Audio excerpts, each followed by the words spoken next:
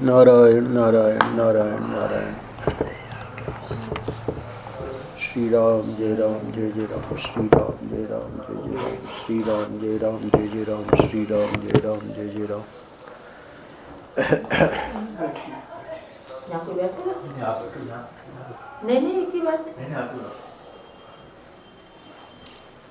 श्री राम जय राम जय जय राम, श्री राम जय राम जय जय राम, श्री राम जय राम जय जय राम, श्री राम जय राम जय जय राम, श्री राम जय राम जय जय राम, श्री राम जय राम जय जय राम। पुष्पा ने बताया भी नहीं कि उनकी तबीयत खराब हो गई है, ऐसा कुछ बताया ही नहीं। तबीयत खराब का मतलब वीकनेस है। हाँ,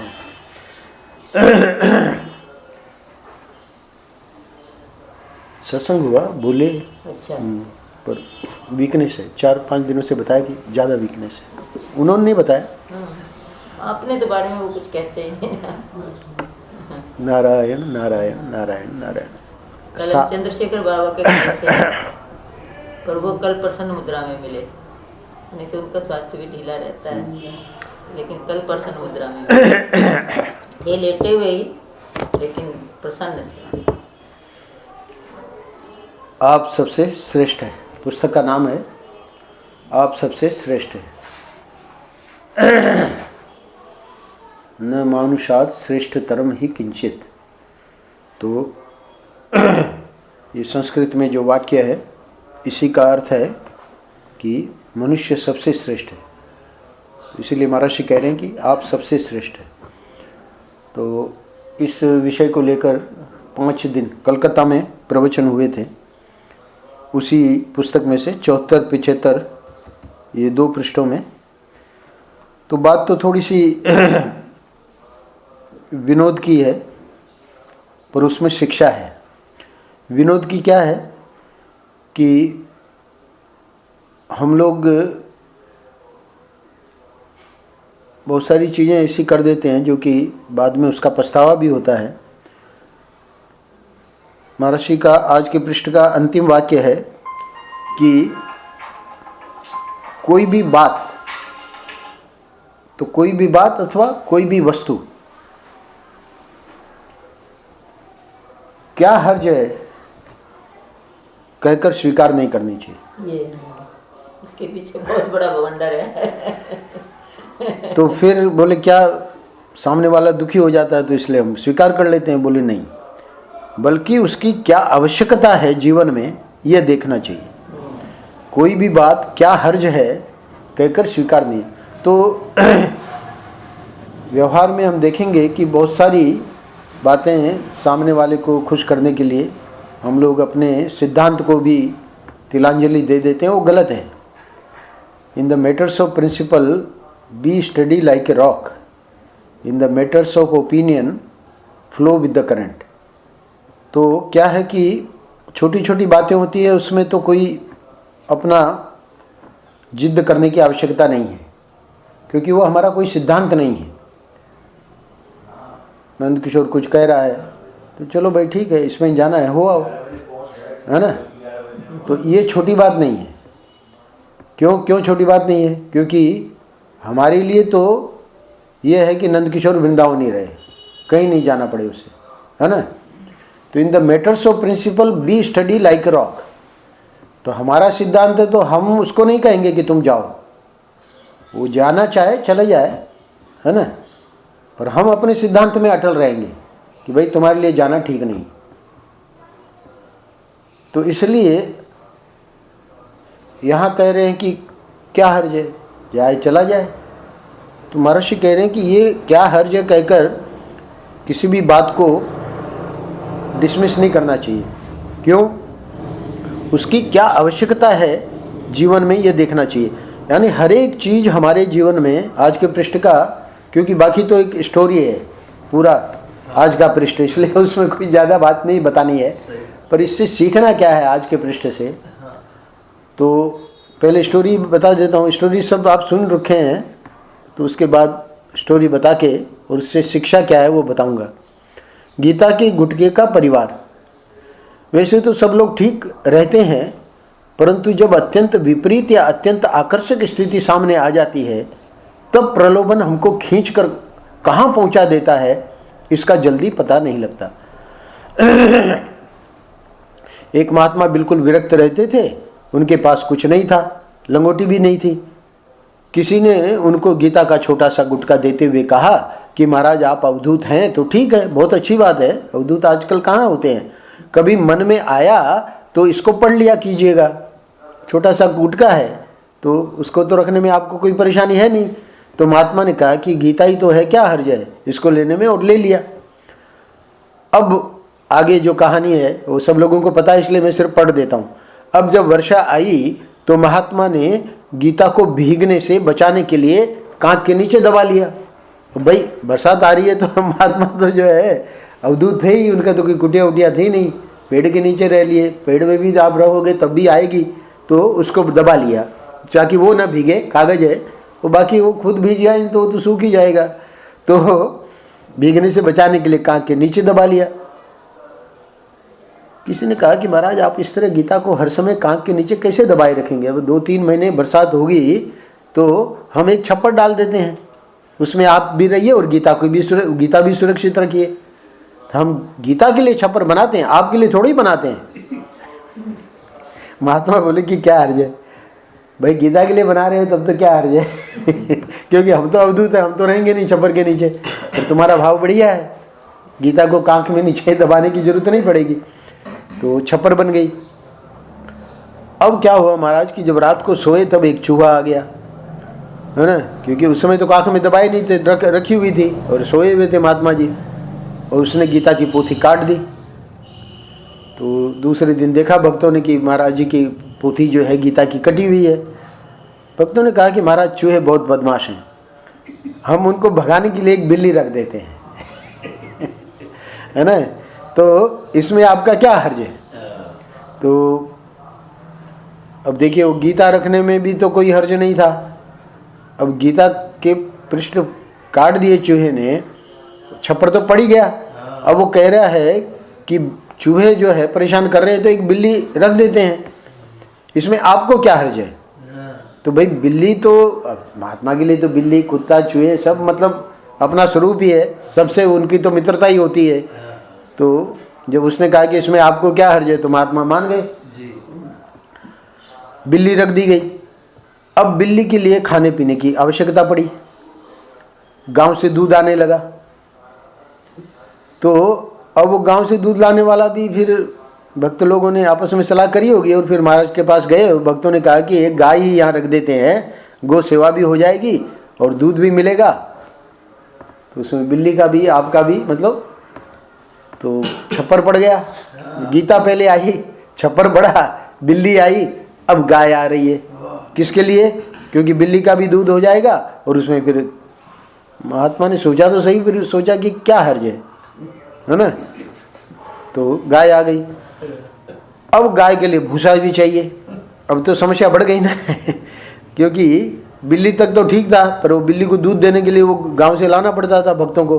तो अब जब गाय आ गई तो गाय को तो भूसा चाहिए, तो भूसा चाहिए, तो भूसे के लिए या तो फिर भूसा लाया जाए या फिर महात्मा जी हैं तो यहाँ खेती भी हो सकती है। तो बोले महाराज जी अब थोड़ी सी खेती हम यहाँ कर लें, यहाँ तो अपना ही है, ये ज़मीन तो अपनी है। तो बोले इसमें क्या हर्ज है, मतलब गाय के लिए तो भूसा के लिए कर रहे हैं, इसमें तो कोई हर्ज है नहीं। तो इसलिए उसका भी प्रबंध हो गया। अब खेती का प्रश्न, अब खेती का जब प्रबंध हो गया तो फिर दासी दास भी चाहिए तो भक्तों ने कहा कि हम उनका भी प्रबंध किए देते हैं। महात्मा ने कहा कि अच्छा भाई कर दो प्रबंध, क्या हर्ज है। तो ये तो कोई सन्यासी तो थे नहीं, नैष्ठिक ब्रह्मचारी थे महात्मा। तो जब दासी दास रहने लगे तो महात्मा जी के हाथ पांव दबाने शुरू कर दिए। तो महात्मा के हाथ पांव सब दबाने शुरू कर दिए। तो बोले सेवा ही कर रहे हैं ना, इसमें क्या हर्ज है। तो महात्मा ने कहा क्या हर्ज है। तो उसके बाद दासी दास के बच्चे हो गए, है ना। तो हम ये कहें कि भाई महात्मा के नहीं हुए, जो दासी दास थे उनके बच्चे हो गए, ऐसे मान लो, है ना। तब भी मतलब वो परिवार तो बढ़ ही गया ना तो महात्मा बोले कि क्या हर्ज है, दासी दास के बच्चे हो गए ना।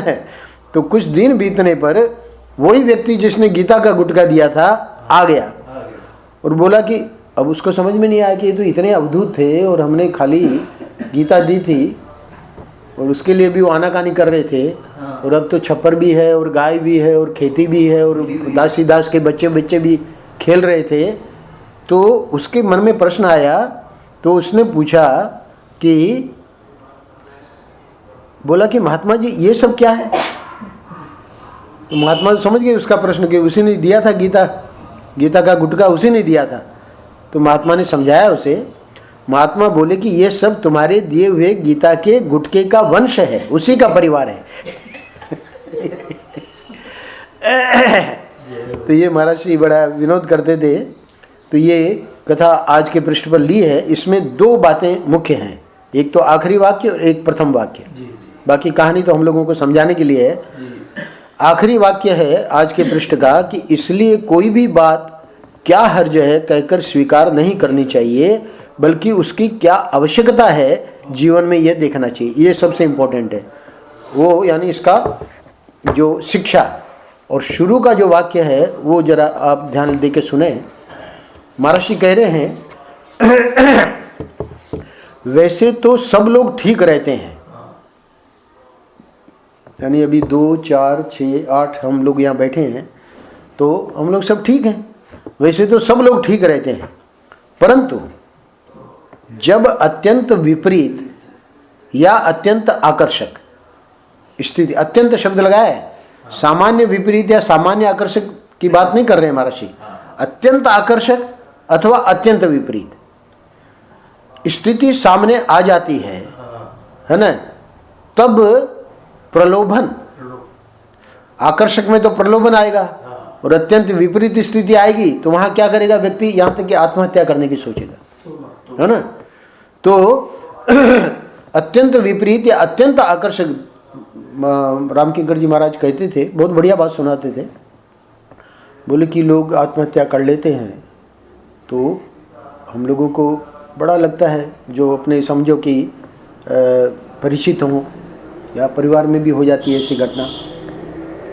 महर्षि का एक परिवार मिथिलेश जानती है, अहमदाबाद में महर्षि उनके घर में रुकते थे, सौरभ भाई, रश्मि और सौरभ। तो वहाँ 15 दिन अहमदाबाद में उनके घर रुकते थे महर्षि।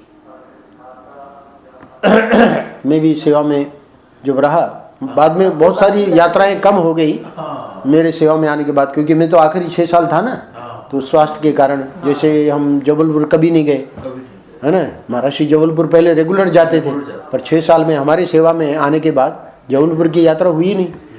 पर ये अहमदाबाद की कम से कम सेवा में आने के बाद भी 2-3 बार, 3 बार कम से कम। तो उस परिवार में वो रश्मि बहन ने खुद सुनाया कि उसकी ननद, यानी उसके पति की बहन, तो ननद के जो पति उन्होंने आत्महत्या कर ली बम्बई में। ननद बम्बई में ब्याही थी। तो अब हुआ क्या कि अब जब ऐसी घटना घटती है, पंखे में क्या पता नहीं रस्सी वस्सी बांध के, तो बड़ा मायूसी छा जाती है ना। तो उस समय वो अहमदाबाद से आए थे ये लोग, तो महर्षि वहाँ विपुल में, आप गए हैं विपुल, तो विपुल में ही थे। पुष्पा शायद नहीं गई है। अच्छा अच्छा, पहले बम्बई थी कह रही है कि पहले मैं बम्बई थी। तो अब वो विपुल में ये क्योंकि बड़े व्यथित थे, तो रश्मि, महर्षि को सब घटना पता लग गई क्योंकि फ़ोन करके बता देते थे। तो पता था कि भाई वो अहमदाबाद वाला परिवार आया हुआ है और इनका ये ऐसे बम्बई में ये घटना घटित हो गई है। तो रश्मि बहन ने सुनाया अपना खुद का संस्मरण, क्योंकि यही एक ऐसी स्थिति थी जब बहुत विचलित हो गया था पूरा परिवार। और महर्षि ने कम से कम, मुझे लगता है कि इस घटना के 10-15 साल बाद ऐसी ही कुछ बातें हो रही थी, और रश्मि ने कहा कि इतने सब महात्मा लोग चमत्कार करते हैं, आप, मतलब रश्मि के तो गुरुजी थे ना महर्षि, तो आप क्यों नहीं चमत्कार करते हैं? तो महर्षि ने कहा कि अच्छा तुम ये हमको बताओ कि तुम सबसे पहले हमको जब मिली तब तुम्हारे चित्त की क्या स्थिति थी? तो उसको ध्यान आया, क्योंकि ये जो घटना घटित हुई और उसमें ये सब लोग विचलित हो गए थे, है ना। तो बोले कि उस समय तो चित्त की स्थिति बड़ी मतलब गड़बड़ थी। तो फिर महर्षि ने दूसरा प्रश्न किया कि हमको अब बताओ कि अब तुम्हारे चित्त की क्या स्थिति है। तो अब उसमें तो 10-15 साल व्यतीत हो गए, समय काफी। हाँ। तो उसका जवाब क्या था वो सुनने लायक है। उसने कहा कि महर्षि, हम जब आपके पास आई तब से लेकर और आज तक हमको ऐसा याद नहीं हुआ था कि हम कभी दुखी हुई। तो महर्षि ने कहा कि क्या तुम इसको हमारा चमत्कार नहीं मानती? वो उसका प्रश्न था कि सब महात्मा लोग चमत्कार दिखाते हैं, कोई घड़ी निकाल रहा है, कोई कुछ निकाल रहा है, तो आप क्यों नहीं चमत्कार दिखाते हैं? तो महर्षि ने ये उत्तर दिया कि ये जो चित्त का परिवर्तन होना है यही असली चमत्कार है। ये घड़ी वड़ी निकाल देना ये चमत्कार नहीं है ना। तो अत्यंत विपरीत स्थिति अथवा अत्यंत आकर्षक स्थिति, अत्यंत विपरीत स्थिति में तो हम क्या क्या कर देते हैं, मतलब कितनी गड़बड़ियां कर देते हैं। उसका कोई रामकिंकर जी की बात मैं सुना रहा था, तो रामकिंकर जी ने कहा कि देखो उसमें बहुत हम गलतियां कर देते हैं विपरीत स्थिति आने पे, पर उसमें इसलिए अपने को संभाल लेना चाहिए कि जगत जननी जगदम्बा स्वयं जानकी जी जब अशोक वाटिका में थी तो अत्यंत विपरीत स्थिति थी, क्योंकि रावण उसको हर लाया था और बड़ा परेशान कर रहा था कि तुम शादी करो हमसे, है ना। और वो तो तैयार नहीं थी। तो उस स्थिति में उसकी जो था कि वो वहाँ तुलसीदास जी ने लिखा है कि अशोक वृक्ष से कह रही है, जैसे उसकी कपोले लाल लाल होती है ना, तो उसको लगता है कि कहीं अग्नि मिल जाए तो हम अपना, यानी जगत जननी जगदम्बा स्वयं जो जगत जननी जगदम्बा है, हम तो सामान्य मनुष्य हैं, वो आत्महत्या का विचार कर रही है। तो इसलिए मनुष्य को कभी भी विपरीत स्थिति में भी ये बात याद करके कि भाई जब उनकी स्थिति ऐसी हो सकती है तो हमारे हृदय में ये आ गया है विचार, तो अपने को संभाल लेना चाहिए कि नहीं, करना नहीं है, कुछ गलत नहीं करना है।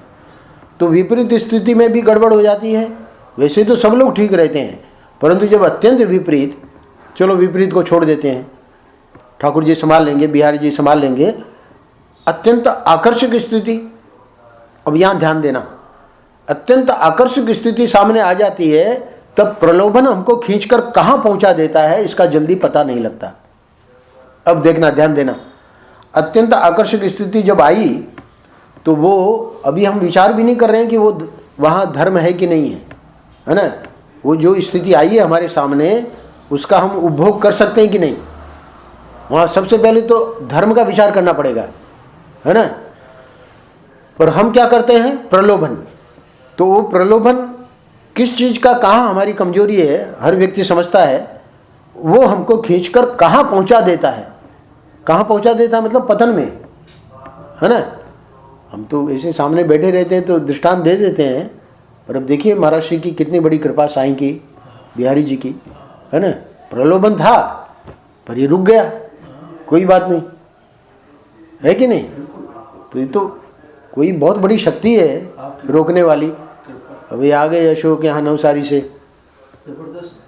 पर तो अत्यंत आकर्षक स्थिति सामने आ जाती है तब प्रलोभन हमको खींचकर कहाँ पहुँचा देता है इसका जल्दी पता नहीं लगता। तो अपने को उस सिद्धांत में बनाए रखना है। कहने का मतलब हर एक का अपना अपना सिद्धांत है ना। गृहस्थ लोगों का अपना सिद्धांत है, ये इन्होंने शादी नहीं की, इनका अपना सिद्धांत है, हमारा अपना सिद्धांत है, मिथिलेश का अपना सिद्धांत है। उस सिद्धांत में रहना बहुत जरूरी है, क्योंकि ये क्या हर्ज है वाली बात हमारा कबाड़ा करेगी। तो इसलिए आज के पृष्ठ का वैसे तो कहानी है, कहानी पढ़ के सब लोग आगे बढ़ जाएंगे, पर प्रथम वाक्य और अंतिम वाक्य, प्रथम वाक्य वैसे तो सब लोग ठीक रहते हैं, परंतु जब अत्यंत विपरीत या अत्यंत आकर्षक स्थिति सामने आ जाती है तब प्रलोभन हमको खींचकर कहाँ पहुँचा देता है इसका जल्दी पता नहीं लगता है। तो इसलिए एक हैं हमारे परिचित जीतू भाई के मतलब सत्संगी हैं वहाँ बड़ौदा में, तो उनके पुत्र, चूँकि जब हम बड़ौदा जाते थे तो फिर उनके समुदाय के लोग घर पे ले जाते थे, और डॉक्टर दक्षा करके उनका परिवार है, वो पति पत्नी दोनों डॉक्टर हैं। वो तो स्वयं बच्चों की डॉक्टर है डॉक्टर दक्षा, और वो जो है उनके पति वो यूरोलॉजिस्ट है। अच्छा पुंजानी के जैसे। अच्छा अच्छा अच्छा। तो उस परिवार में उनके जो पुत्र हैं शालीन, वो अमेरिका जा रहे थे। तो अब वो क्या है कि संबंध होने से वो शालीन जाने के पहले हमसे पूछा कि आप कुछ बताइए। तो हमने यही वाक्य कहा कि in the matters of opinion flow with the current, in the matters of principle be study like rock. किसी महापुरुष का वाक्य है। तो छोटी छोटी बातों में अपना आग्रह, अपना दुराग्रह करना, उससे तो हम सामने वाले को भी दुखी रखेंगे, अपने भी दुखी हो जाएंगे। तो उसमें कोई जिद्द करने की जरूरत नहीं है ना। भाई हमारे मानने से सामने वाला खुश हो जाए तो उसको खुश कर दो, है कि नहीं। इन the matters of opinion flow with the current. Flow with the current मतलब उसमें कोई दुराग्रह या जिद्द करने की जरूरत नहीं है। पर in the matters of principle, भाई हम जो है नॉन वेज नहीं खाते, हम जो है ड्रिंक्स नहीं लेते, हम जो है झूठ नहीं बोलते, ये हमारा प्रिंसिपल है, सिद्धांत है। तो in the matters of principle be study like a rock. और वहाँ कह रहे हैं कि आज तो ये हमारी शादी है तो हमारी शादी में तो थोड़ा ले ही लो, है ना। ऐसे हैं आजकल ड्रिंक वगैरह सब, तो वो उसको खुश करने के लिए चलो आज ले लेते हैं। तो ये नहीं हमारा आज ले लिया तो हो गया चालू हो गया। तो in the matters of principle be study like a rock.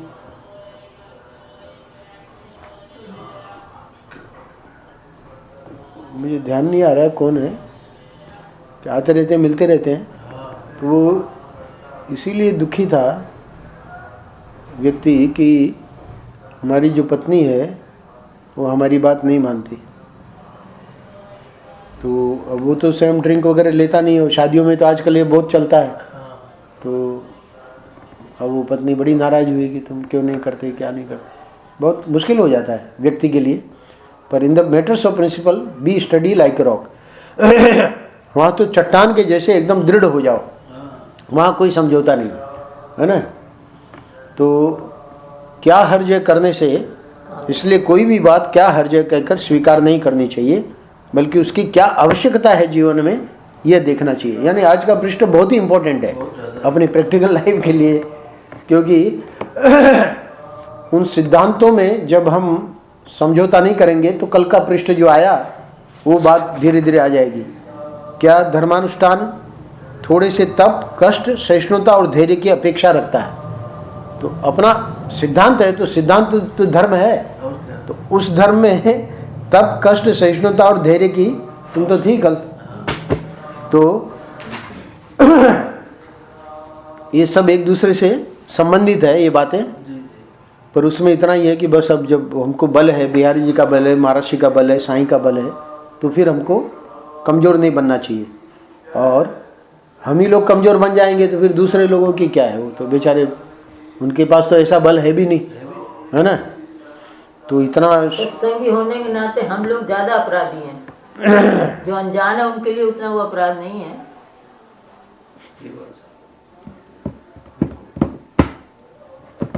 Narayan Narayan Narayan Narayan. उधर भी पूरा हो गया, इधर भी पूरा हो गया। दोनों जगह